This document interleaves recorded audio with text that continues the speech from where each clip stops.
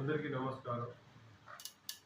ఈరోజు ముసాయిదా voter list ట్రాన్స్ఫర్కి సంబంధించినటువంటిది ప్రతి పోలీస్ స్టేషన్లోనూ, ప్రతి తహసీల్దార్ కార్యాలయంలోనూ, అలాగే బాన్స్వాడ రెవెన్యూ ఆఫీస్లోనూ కూడా ప్రచురించినటువంటి అప్లికేషన్ చేసినాము.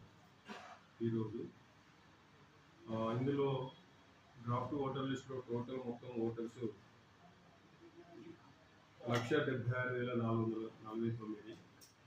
అందులో మేల్ ఫీమేల్ ఇందులో ఉన్నటువంటి టోటల్ ఓటర్స్ వాళ్ళు. నెక్స్ట్ డెత్ సంబంధించినటువంటి వాళ్ళు 3,962. గవర్నమెంట్గా షిఫ్ట్ అయినటువంటి వాళ్ళు 9,877. ఎన్రోల్మెంట్ అయినటువంటి వాళ్ళు అంటే రెండు ప్లేస్లో ఉన్నటువంటి వాళ్ళు డబ్బులు 5,157.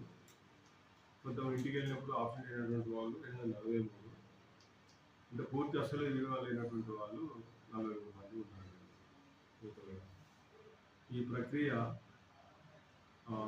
ఈరోజు పబ్లికేషన్ చేసినాము. దీనిపైన ఉన్నటువంటి అభ్యంతరాలు కానీ ఫామ్ 6, 7, 8 కూడా అప్లికేషన్ చేసుకోవడానికి ఈ రోజు నుంచి మనకి 1 month టైం ఉంటుంది.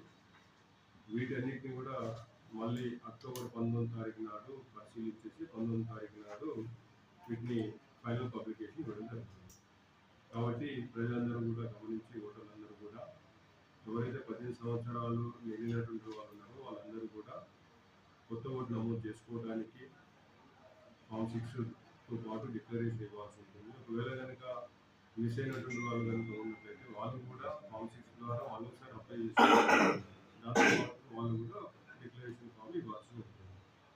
అలాగే మళ్ళీ అందులో ఏమైనా ఇంకా కరెక్షన్ చేసుకోవాలనుకున్న ఫోటో కరెక్షన్ కానీ, ఫోన్ నెంబర్ కానీ, అడ్రస్ కానీ, ఒక పిఎస్ నుంచి ఇంకో పిఎస్ కానీ, ఒక నియోజకవర్గం ఇంకో నియోజకవర్గాన్ని మార్చుకోవాలనుకున్నటువంటి వాళ్ళు కూడా వీళ్ళు ఉన్నటువంటి నెల రోజుల కాలంలో వాళ్ళ దరఖాస్తుని ఫామ్ 8 ద్వారా సమర్పించి చేసుకోవచ్చు. డిలీట్ అయిన గతంలో ఎన్ని ఉండే ఎన్ని పోయినాయి, ఎన్ని డిలీట్ అయినా 1,96,331 ఓట్లు ఉండే.